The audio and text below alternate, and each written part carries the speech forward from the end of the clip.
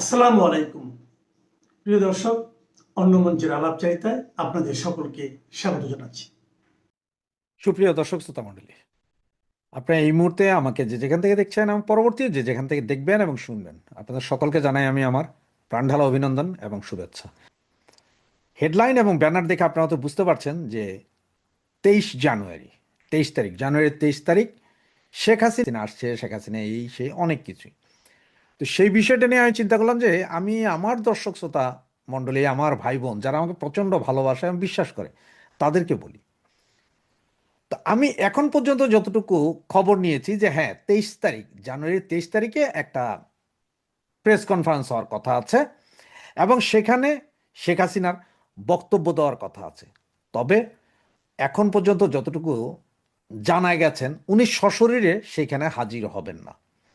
তবে সশরীরে হাজির না হলেও উনি ওনার একটা রেকর্ডকৃত ভাষণ হয়তো সেখানে সাংবাদিকদের সামনে উপস্থাপন করবেন এবং সারা পৃথিবীর যে যেখানে আছেন আওয়ামী লীগের নেতারা, যারা যারা যে যেখানে আছেন, সকলকেই 23 তারিখের ভেতরে দিল্লি প্রেস ক্লাবে পৌঁছার জন্য বলা হয়েছে। প্রায় 350 সিটের ব্যবস্থা করা হয়েছে, যেখানে সাংবাদিক ছাড়াও আওয়ামী লীগের বিভিন্ন বড় বড় নেতারাও থাকবেন, যারা হয়তো সেদিন সে সাংবাদিকদেরকে বিভিন্ন প্রশ্নের জবাব দেবেন। তো আমাদের নেত্রী, জননেত্রী শেখ হাসিনা, তিনি দুইটা হইতে পারে। এক, উনি আগে রেকর্ডকৃত একটা ভিডিও ওখানে স্ক্রিনে চালিয়ে দেওয়া হইতে পারে, অথবা দ্বিতীয়, যখন সবাই উপস্থিত হবেন তখন হয়তো উনি 3-4 মিনিটের জন্য আপনার ভার্চুয়ালি এসে সরাসরি, যেমন এখন যেভাবে আমি কথা বলছি লাইভে যখন আপনারা দেখছেন, সেইভাবে সাথে 2-3 মিনিট বা 5 মিনিটের জন্য একটা ভাষণ দেশ, জাতি এবং ইন্টারন্যাশনাল সবার উদ্দেশ্যে দিতে পারেন। বাকি প্রশ্ন যা থাকবে সেগুলোর প্রশ্নের জবাব আওয়ামী লীগের সিলেক্টেড কিছু নেতা, যাদেরকে নেত্রী সিলেক্ট করেন, ওরাই আসলে ওই প্রশ্নগুলোর জবাব দিবেন। তবে এই যে উনি ভার্চুয়ালি আসছেন বা ওনার ভিডিও, ভার্চুয়ালি যদি নাও আসেন বা ভিডিও বার্তা, যেটা এতদিন আমরা সকলে অডিও বার্তা শুনেছি, বিভিন্ন তৃণমূল নেতাকর্মীদের থেকে শুরু করে সকলের সাথে অডিও বার্তা শুনেছি, এইবারের এই ভিডিও বার্তাটা কিন্তু কাঁপন ধরিয়ে দেবে এই ইন্ট্রিম গভর্নমেন্টে। 12 তারিখ ওরা একটা নির্বাচন করার চেষ্টা করছে, যেটাকে আমরা বলছি যে এই নির্বাচন কখনোই হবে না বা হইতে দেওয়া যাবে না। আর আমরা যারা আওয়ামী লীগ সমর্থক, আওয়ামী লীগকে ভালোবাসি, আওয়ামী লীগকে সমর্থন করি, তারা কেউ আমরা ভোট কেন্দ্রে যাব না। নেত্রী অলরেডি ঘোষণা দিয়ে দিয়েছেন যে আওয়ামী লীগের কোনো নেতা, কর্মী, সমর্থক ভোট কেন্দ্রে যাবে না। তার মানে আমরা কোনো ভোট কেন্দ্রেই যাব না। যেইখানে আওয়ামী লীগকে নির্বাচন করতে দেওয়া হবে না, সেখানে আমরা ভোট কেন্দ্রে কেন যাব? দেখেন, একটা কথা একদম সোজা, যে আপনার পাড়ায় একটা বিয়ে হচ্ছে, আর সেই বিয়েতে আপনার বাবাকে বা মাকে বা আপনার পরিবারের কাউকে দাওয়াতই দেওয়া হয়নি। সেই বিয়েতে আপনি যাইয়া ওখানে নাচ গান করা কি শোভা পায়? শোভা পায় না। এটা কোনো মৃতের বাড়ি না যে দাওয়াত দিতে হবে না, মারা গেছে লোকটা, আমরা যাই খাট কাঁধে দিই, সেটা হচ্ছে অন্য জিনিস। বিয়ে শাদী উৎসবে দাওয়াত না দিলে সেখানে যাওয়াটা ওই ছোট লোকই ছাড়া আর কিছু না। তো সে তেমনি ভোট হচ্ছে যে একটা উৎসবের দিন, নাগরিক অধিকার, ভোট দেওয়ার অধিকার সবাই আছে। এবং বাংলাদেশের ইতিহাসে, বাংলাদেশ জন্মের ইতিহাসের পরে এবারই প্রথম যে আওয়ামী লীগকে নিষিদ্ধ রেখে ভোট করা হচ্ছে। তার মানে আওয়ামী লীগ থাকলে আওয়ামী লীগ তো জিতে যাবে, 230-240 আসন পেয়ে যেতে পারে, যার কারণে আওয়ামী লীগকে বাইরে রেখে এটা ভোট করার চেষ্টা হচ্ছে। সুতরাং সেই ভোটে আমরা গিয়ে কেন ভোট দেব? আমরা কেন দেখাবো যে কাস্টিং ভোট 30%, 35% হয়েছে? কারণ আওয়ামী লীগের যে 40% ভোট আছে, তারা যখন যাবে না, তখন এই ভোটের সিস্টেমে কমে আসবে। কাস্টিং ভোট হয়তো 2%, 3% হবে এবং ভোট কেন্দ্রে ব্যাপক গন্ডগোল হতে পারে। আজকে যেমন দেখেন, আপনার জঙ্গল সলিমপুরে র্যাবের একজন বিশেষ প্রশিক্ষিত সেনাকে যেখানে গুলি করে মেরেছে, যেখানে আমাদের স্বরাষ্ট্র উপদেষ্টা বলছেন যে থানা থেকে এবং সংসদ ভবন থেকে, গণভবন থেকে লুট হওয়া অস্ত্র নির্বাচনে ব্যবহার হবে না, নির্বাচনের দিন ব্যবহার হবে না। তার মানে কি? নির্বাচনের দিন ব্যবহার হয়, নির্বাচনের আগের দিন পর্যন্ত ব্যবহার হবে নাকি? এরপরে নির্বাচনের দিন ব্যবহার হবে না, আগের দিন পর্যন্ত ব্যবহারের সব সরকার করে দিবে, বা পরবর্তীতে ব্যবহার হবে না, নির্বাচনের দিন ব্যবহার হবে না। তার মানে কি? নির্বাচনী কেন্দ্র থেকে সব কিছুকে আগের দিন জ্বালায়া পোড়াইয়া দিবে ওই অস্ত্রধারীরা, মৌলবাদীরা। এটাই হচ্ছে যে ওনাদের চাওয়া। তা না হলে কিভাবে বলেন যে অবৈধ অস্ত্র ব্যবহার হবে না? উনি এত শিওর হলেন কিভাবে? উনি কি কোনো পীর মুর্শিদ হয়ে গেলেন নাকি ওনার সাথে ডিরেক্ট উপরের সাথে লাইন আছে আর সন্ত্রাসীদের সাথে লাইন আছে যে সন্ত্রাসীদের বাবা তোমরা প্রতিদিন মারো, ভোটের আগের দিন পর্যন্ত সব মায়েরা ভোট কেন্দ্র সহ উড়াইয়া দাও, দখল করে ফেলাও, ভোটের দিন কোনো গন্ডগোল করে না, একদম চুপ। এটাই মনে হয় পরিকল্পনা। তো যাক সে কথা। তো এখন ওই যে বললাম শেখ হাসিনা, আমাদের জননেত্রী শেখ হাসিনা, উনি 23 তারিখে ভার্চুয়ালি সরাসরি মিটিংয়ে যোগ দিতে পারেন অথবা ওনার ভিডিও রেকর্ড আসতে পারে, যেটাই আসবে আসুক। ভিডিও রেকর্ড হলো ওদের মুখের জুতার বাড়ি পড়ে যারা বলেছিলেন যে শেখ হাসিনা হয়তো মারা গিয়েছে, শেখ হাসিনা অসুস্থ, উনি শেষ নিঃশেষ, এরকম অনেক কথা, বা এআই দিয়ে উনি ওই হোয়াটসঅ্যাপের কলগুলোতে কথা বলেন, টেলিগ্রাম কলগুলোতে কথা বলেন, তাদের মুখে একটা জুতার বাড়ি পড়বে। তো 23 তারিখে ওনার হয় আমরা ভিডিও রেকর্ড ভিডিও ভার্সন শুনবো অথবা ভার্চুয়ালি উনি জয়েন করবেন। তবে হ্যাঁ, একটা নিউজ আপনাদের দিতে পারি, সেটা হচ্ছে 25 তারিখ, 25 তারিখ থেকে 30 তারিখের ভিতরে সজীব ওয়াজেদ জয়, শেখ হাসিনার পুত্র, দিল্লিতে আসছেন এবং দিল্লিতে মায়ের সাথে দেখা করবেন। এরপরে সম্ভবত ওখানে কোন একটা কথাবার্তা হবে যে আওয়ামী লীগের বিভিন্ন কমিটিগুলো চেঞ্জ বা নেতৃত্বের পরিবর্তনের বিষয়ে একটা জোর গুঞ্জন শোনা যাচ্ছে, এখনো আমি শিওর না। তবে সজীব ওয়াজেদ জয় যে দিল্লিতে আসছেন মায়ের সাথে দেখা করবেন, এই বিষয়ে আমরা শিওর, এটি আসছেনই উনি এবং আসবেন। আর বাকি এই মুহূর্তে কিছু জানি না। তবে হ্যাঁ, 23 তারিখে আমাদের জননেত্রী যেই কথাই বলবেন বলুক, ভাষণে যাই বলবেন বলুক, সেইটা অবশ্যই এই নির্বাচন এবং এই অবৈধ সরকার নিয়েই থাকবে এবং সেদিনই সিদ্ধান্ত হয়ে যাবে যে আওয়ামী লীগ কি করতে চাচ্ছে বা কি হবে, এটা গ্যারান্টি দিতে পারি। সুতরাং সেই পর্যন্ত আমরা একটু দেখি যে কি হয়, আর এর ভিতরে যদি কোনো আপডেট থাকে আমি আপনাদেরকে জানাবো। বাংলাদেশের জনপ্রিয় নেত্রী, আওয়ামী লীগ প্রধান, যিনি বর্তমানে ভারতে আছেন, প্রধানমন্ত্রী শেখ হাসিনা শুক্রবারে 23 জানুয়ারি একটি সংবাদ সম্মেলনে লাইভে যুক্ত হবেন। লাইভ বলতে সেটি অডিও লাইভ নয়, সেটি ভিডিও লাইভ। এমন হতে পারে তিনি যদি ভিডিও লাইভে না আসেন, তার রেকর্ড করা বর্তমান সময়ের ভিডিও সেখানে প্রচার হতে পারে। তবে খুব সম্ভাবনা তিনি ভিডিওতে লাইভ কথা বলবেন সাংবাদিকদের সাথে। এফসিসি নামে একটি সাংবাদিক সংগঠন এই সংবাদ সম্মেলনটি আয়োজন করেছে। প্রধানমন্ত্রী শেখ হাসিনা কেন এই সময়ে সংবাদ সম্মেলনে বক্তৃতা দিচ্ছেন বা দেবেন, সে বিষয়টি নিয়েই কিন্তু একটু পর্যালোচনা করতে চাই, একটু আলাপ করতে চাই। আপনারা জানেন গতকাল থেকে ফেসবুকে, ইউটিউবে সব জায়গায় ওবায়দুল কাদেরের একটি বক্তৃতা আপনারা দেখেছেন। সেটি আগের নয়, বর্তমান সময়ের। কারণ গত কয়েকদিন থেকে সোশ্যাল মিডিয়াতে কন্টিনিউয়াস খবর আসতেছে যে ওবায়দুল কাদের সিরিয়াসলি তিনি এখন কোমায় আছেন, তিনি এখন আইসিইউতে আছেন, সিসিইউতে আছেন এবং তিনি আর ফিরবেন না। কেউ কেউ আরও একটু বাড়িয়ে তিনি হয়তো বেঁচেই নেই, এইরকম কথাও বলছেন। তো এইরকম কথা শুনতে শুনতে ওবায়দুল কাদের যখন বিরক্ত হয়ে গেলেন, তিনি ওই কাদম্বরী মরিয়াই প্রমাণ করিলেন তিনি মরেন নাই। তিনি এসেই তিনি প্রমাণ করলেন যে তিনি বেঁচে আছেন, তিনি সুস্থ আছেন। তার একটু অসুস্থতা হয়েছিল, নিঃশ্বাসের কষ্ট হয়েছিল, তিনি ডাক্তার দেখিয়েছেন, কথা হয়েছে, ওষুধ খাচ্ছেন, ভালোই আছেন।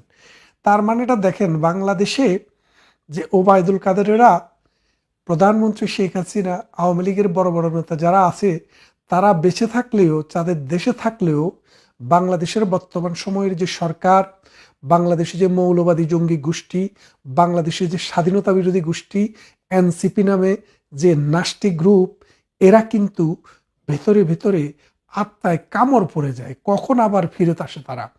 তো সেই জন্য ওবায়দুল কাদের জানান দিয়েছেন। ঠিক তেমনি প্রধানমন্ত্রী শেখ হাসিনাকে নিয়ে আমরা বহু রিউমার শুনছি, আপনারা শুনছেন, অথচ তিনি প্রতিনিয়ত, প্রতি সপ্তাহে পৃথিবীর নানান প্রান্তে, নানান দেশে, ইনক্লুডিং বাংলাদেশ, বিভিন্ন গ্রুপে এসে তিনি বক্তব্য রাখছেন। তার সেই বক্তব্য সোশ্যাল মিডিয়াতে প্রচার হচ্ছে, বিভিন্ন দেশের টেলিভিশনে প্রচার হচ্ছে, রেডিওতে প্রচার হচ্ছে। শুধু তাই নয়, তিনি আন্তর্জাতিক টপ লেভেলের এমন কোনো গণমাধ্যম মনে হয় বাকি নেই যেখানে তিনি লিখিত বা ইমেলের মাধ্যমে তার প্রশ্ন উত্তর দেননি। তার মানে তিনি এখন পুরা বিশ্বের মানুষের কাছে খুবই প্রয়োজনীয় একজন মানুষ, যার কারণে তার কাছে বারবার ছুটে যাচ্ছে।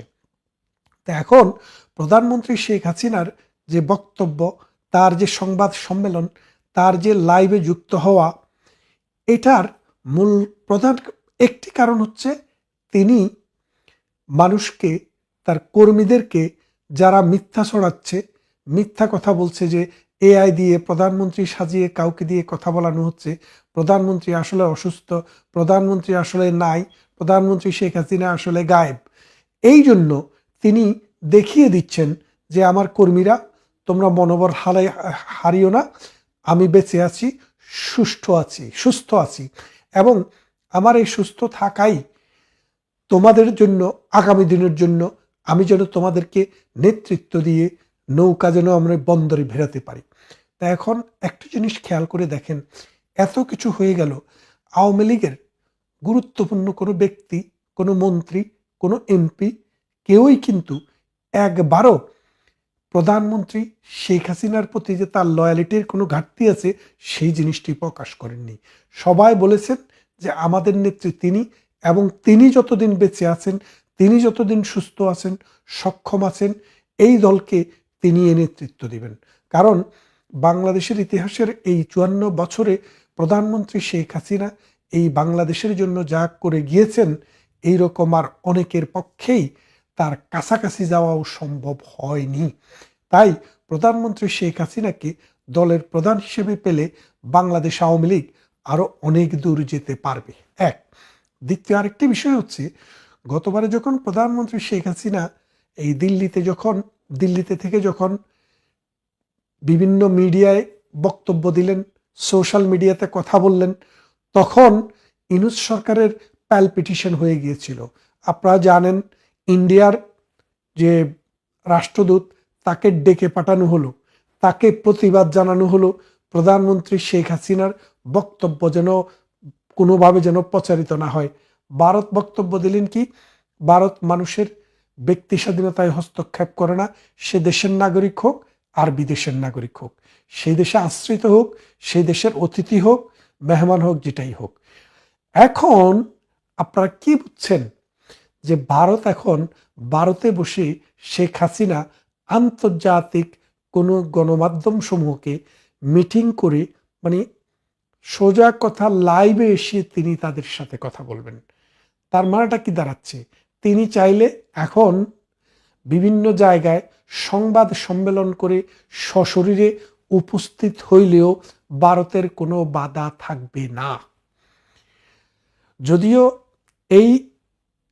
এবারের যাত্রায় তিনি সরাসরি উপস্থিত থাকবেন না, তিনি লাইভে সংযুক্ত হবেন, কিন্তু অদূর ভবিষ্যতে তিনি লাইভে এসে কথা বলবেন শুধু নয়, তিনি মিটিংয়ে উপস্থিত থেকেও কথা বলবেন। এখন দেখি ইউনূস সাহেবের শক্তি, সামর্থ্য, শৌর্য, বীর্য, দেখি তিনি শেখ হাসিনাকে ভারত থেকে ধরে নিয়ে আসুক, দেখি তার কত শক্তি।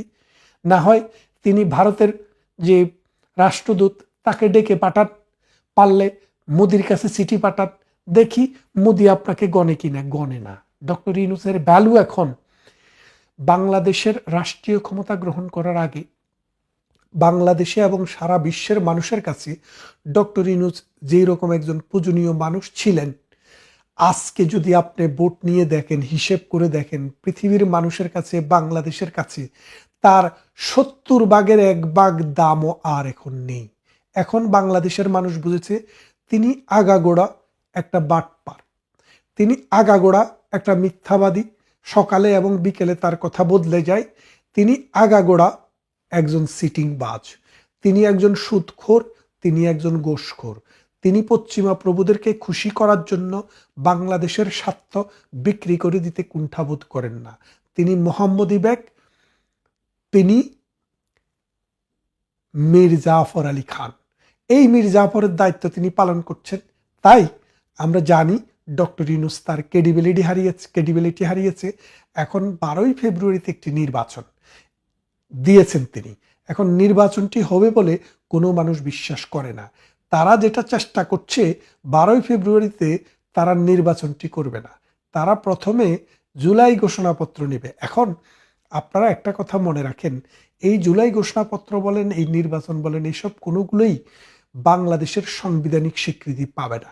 কেন পাবে না?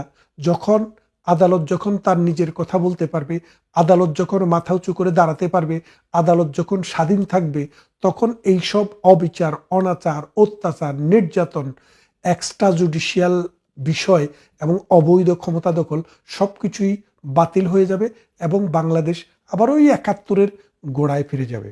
তাই প্রধানমন্ত্রী শেখ হাসিনার এই 23 তারিখের যে সংবাদ সম্মেলন, এটি বাংলাদেশ এবং ভারতের দুই দেশের যে সম্পর্ক, এই সম্পর্কের ক্ষেত্রে কূটনীতির ক্ষেত্রেও কিন্তু একটি বড় এসিড টেস্ট। কারণ ভারত সরকার দেখেছে ভারতকে বাংলাদেশ ইচ্ছে করেই শত্রু রাষ্ট্রের তালিকায় ফেলেছে।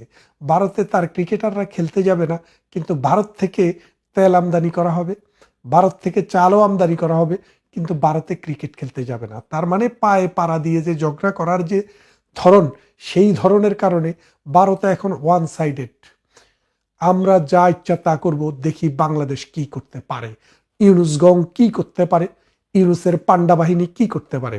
এখন প্রধানমন্ত্রী শেখ হাসিনা একই সাথে আস্তে আস্তে করে তিনটি বিষয়কে এক জায়গায় নিয়ে আসলেন।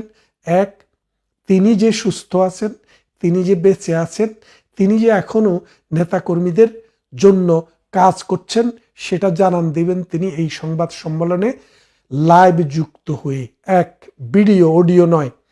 দ্বিতীয়ত, তিনি বাংলাদেশের এই যে আসন্ন নির্বাচন, এই নির্বাচনটি যে একটি ভুয়া পাতানো একটা নির্বাচন, সেই বিষয়টিকে ক্লিয়ার করে জনগণের কাছে তুলে ধরবেন। তৃতীয়ত, ভারত এবং বাংলাদেশের যে দ্বিপাক্ষিক সম্পর্কের ক্ষেত্রে শেখ হাসিনা যখনই বক্তৃতা দেয় ভারতের বিরুদ্ধে, তখনই ভারতের রাষ্ট্রদূতকে ডেকে পাঠায়। ভারত দেখতে চায় বাংলাদেশ কতটুকু ডেকে পাঠাতে পারে, বাংলাদেশ কি করতে পারে, আমরা সেটা দেখতে চাই। এই তিনটা বিষয় কিন্তু একসাথে এখানে প্লে হবে। আর আপনারা যারা এই অনুষ্ঠানটি দেখতে চান, আশা করি বাংলাদেশ আওয়ামী লীগের যে অফিসিয়াল পেজটি আছে সেখানে সেটি লাইভ যাবে। আপনারা সেখানে ঢুকে যে কেউ অনুষ্ঠানটি দেখতে পারবেন। আসুন, দীর্ঘদিন পর বাংলার একমাত্র প্রধানমন্ত্রী, যিনি এই দেশটাকে একটা ফকিরি রাষ্ট্র থেকে মধ্য আয়ের দেশে পরিণত করেছে, লক্ষ লক্ষ মানুষকে, গৃহহীন মানুষকে গৃহ দিয়েছে, অন্নহীন মানুষকে অন্ন দিয়েছে, উত্তরবঙ্গের মঙ্গা শব্দটিকে জাদুঘরে পাঠিয়ে দিয়েছে, লক্ষ লক্ষ বেকারকে চাকরি দিয়েছে, অসংখ্য উন্নয়ন কর্মকাণ্ডে বাংলাদেশটিকে একটি উন্নত রাষ্ট্রের কাতারে নিয়ে যাওয়ার সমস্ত ভৌত এবং সামাজিক অবকাঠামো নির্মাণের চেষ্টা করেছে সেই মানুষটি, যিনি ধারণ করেন 71-এর মহান স্বাধীনতা যুদ্ধের যে স্পিরিট সেটি, এবং তিনি জাতির জনক বঙ্গবন্ধু শেখ মুজিবুর রহমানের কন্যা।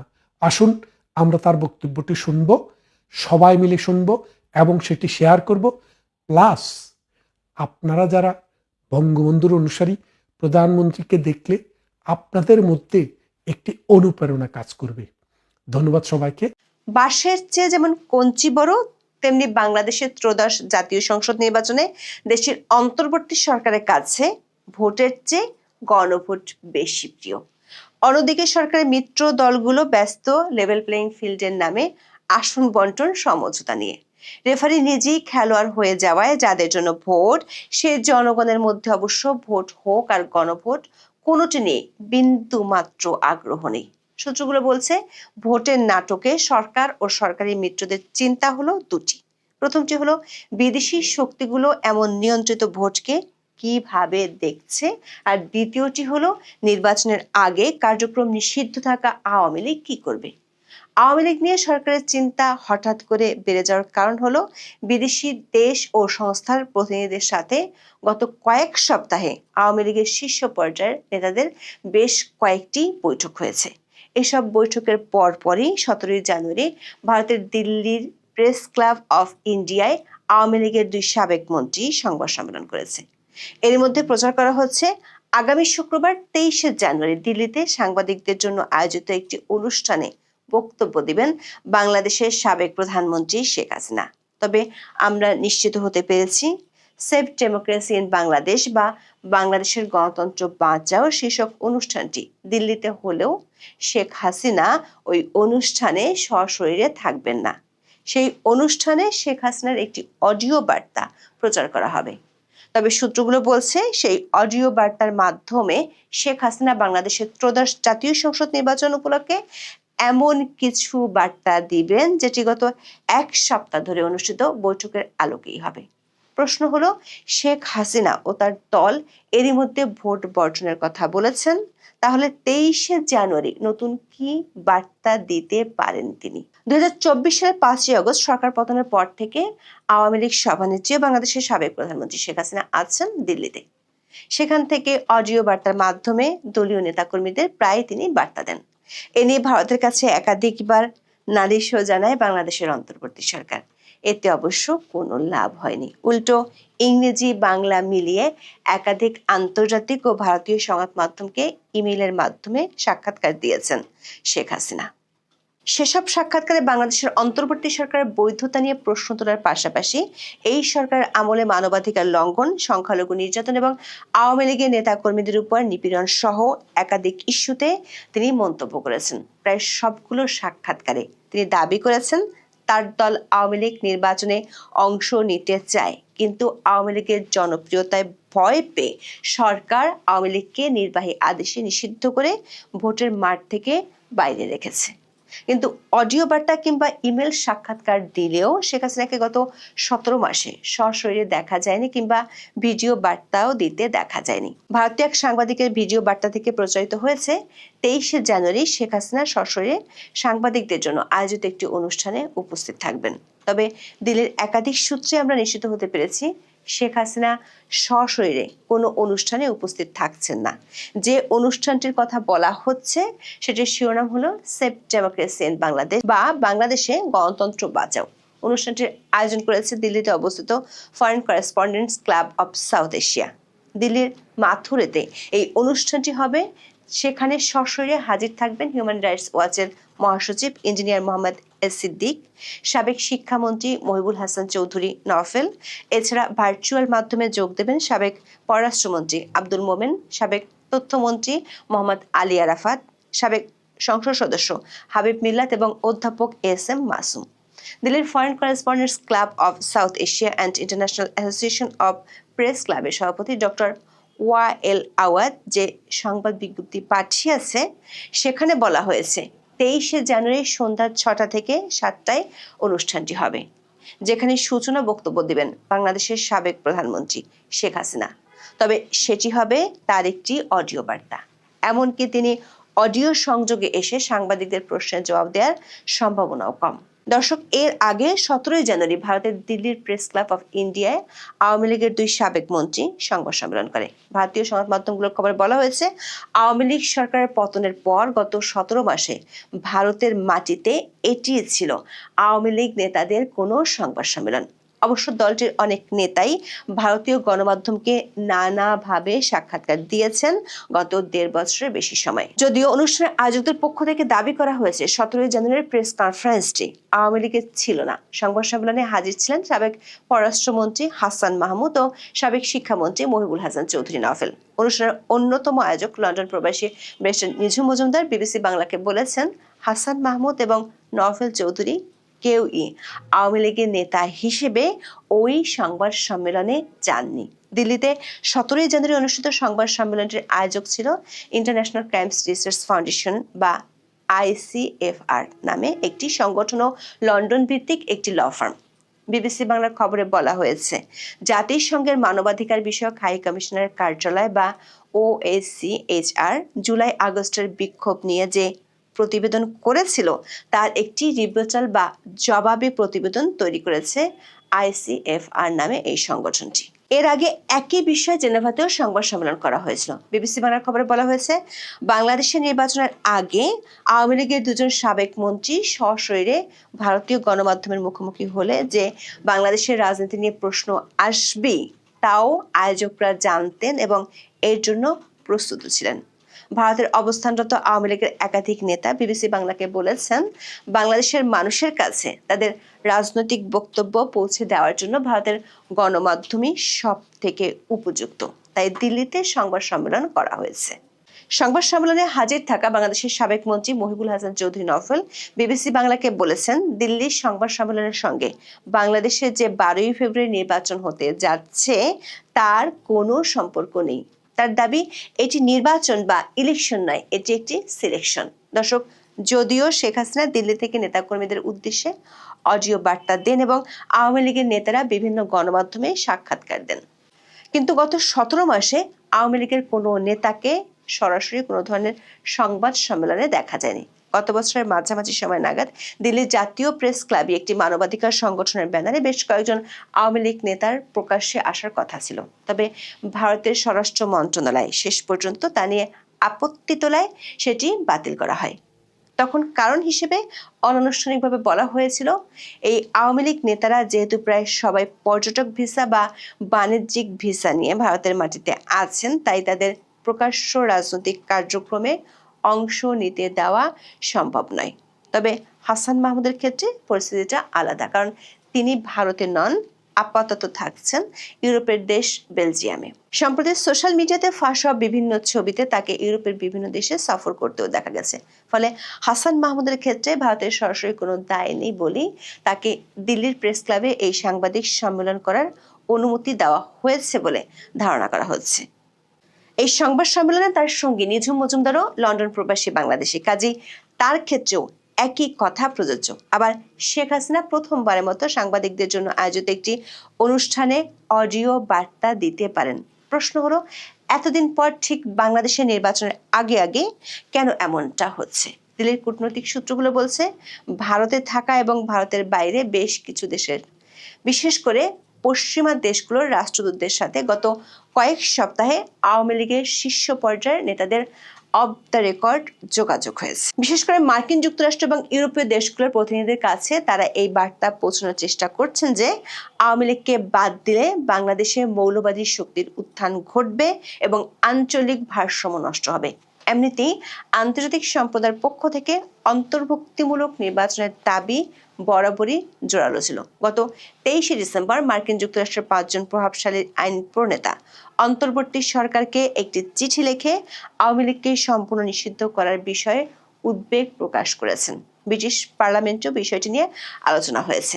কমনওয়েলথ সহ একাধিক আন্তর্জাতিক সংস্থা বাংলাদেশের আগামী সংসদ নির্বাচন নিয়ে তাদের নেতিবাচক মনোভাবের কথা অন্তর্বর্তী সরকারকে জানিয়ে দিয়েছে। সূত্রগুলো বলছে, শেখ হাসিনা 23শে জানুয়ারি অডিও বার্তায় আন্তর্জাতিক সম্প্রদায়ের উদ্দেশ্যে বার্তা দিতে পারেন। আন্তর্জাতিক সম্প্রদায়গুলোর প্রতিনিধিদের সাথে গত কয়েক সপ্তাহ দলটির শীর্ষ নেতাদের যে যোগাযোগ হয়েছে তার প্রেক্ষিতে তিনি এমন বার্তা দিতে পারেন। এর মধ্যে আওয়ামী লীগের পক্ষ থেকে ভোট কেন্দ্রে না যাওয়ার জন্য ক্যাম্পেইন করা হচ্ছে। শেখ হাসিনা নিজেও অডিও বার্তায় এমন নির্দেশনা দিয়েছেন। গত 2 দিনে আওয়ামী লীগের পক্ষ থেকে আবারও মিছিল করা শুরু হয়েছে। পুলিশের একাধিক সূত্রে জানা গেছে, দলটির ঝটিকা মিছিল থামানোর জন্য এক সময় সরকারের পক্ষ থেকে ব্যাপক চাপ ছিল। এমনকি বেশ কয়েকজন পুলিশ কর্মকর্তাকে প্রত্যাহারও করা হয়েছিল। কিন্তু গোয়েন্দা সূত্রগুলো বলছে, 25শে জানুয়ারি থেকে আওয়ামী লীগের বড় ধরনের শোডাউন শুরু হতে পারে। তবে এমন নির্দেশ দলটির শীর্ষ পর্যায় থেকে দেওয়া হয়েছে কিনা সেটি এখনো নিশ্চিত হতে পারেনি আইন শৃঙ্খলা রক্ষাকারী বাহিনীগুলো। পুলিশের একজন ঊর্ধ্বতন কর্মকর্তা মনে করেন, 21শে জানুয়ারি থেকে নির্বাচনী প্রচার শুরু হলে পুলিশ এমনিতেই ব্যস্ত হয়ে পড়বে। এর মধ্যে নির্বাচন বিরোধী একটি পক্ষ মাঠে নামলে পুলিশের পক্ষে পরিস্থিতি সামাল দেয়া কঠিন হতে পারে। গোয়েন্দাদের ধারণা, আওয়ামী লীগের যে মাঠ পর্যায়ে বা তৃণমূলে জনবল আছে এবং তাদের ছাড়া নির্বাচন করলে সেটি গণতান্ত্রিক হবে না, এমন একটি বার্তা দেশ ও দেশের বাইরে দলটি ছড়িয়ে দিতে চাইবে। দলটি নির্বাচন বর্জনের ডাকটি শুধু অনলাইনে বা দলীয় নেটওয়ার্কে নয়, মাঠের কর্মসূচির মাধ্যমেও তুলে ধরবে। আগামী কয়েকদিনের মধ্যে দলটির সভানেত্রী অডিও বার্তার মাধ্যমে দলটির কর্মসূচি ঘোষণা করতে পারেন বলে দলটির একটি সূত্র জানিয়েছে। দর্শক, হ্যাঁ ভোটের জন্য সর্বশক্তি নিয়োগ করলেও সরকার আইন শৃঙ্খলা পরিস্থিতি নিয়ে যে বড়ই উদাসীন সেটার প্রমাণ হলো 19শে জানুয়ারি সন্ত্রাসীদের সাথে বন্দুকযুদ্ধে র্যাবের এক সদস্য মারা গেছেন। কয়েকজন র্যাব সদস্যকে জিম্মি করে রেখেছে সন্ত্রাসীরা। এটি ঘটেছে স্বরাষ্ট্রমন্ত্রীর সেই বক্তব্যের ঠিক একদিন পর, যেখানে তিনি বলেছিলেন থানা থেকে লুট হওয়া অস্ত্রগুলো খালে বিলে জঙ্গলে আছে বলে তিনি নিশ্চিত হয়েছেন এবং এগুলো নির্বাচনের সময় ব্যবহার হবে না। প্রশ্ন হলো, এমন পরিস্থিতির মধ্যে আওয়ামী লীগ যদি তার শক্তি দেখাতে নামে, তাহলে সেটি অধ্যাপক ইউনূসের ঐতিহাসিক ভোটের জন্য কতটা অপ্রীতিকর আর অস্বস্তিকর হবে।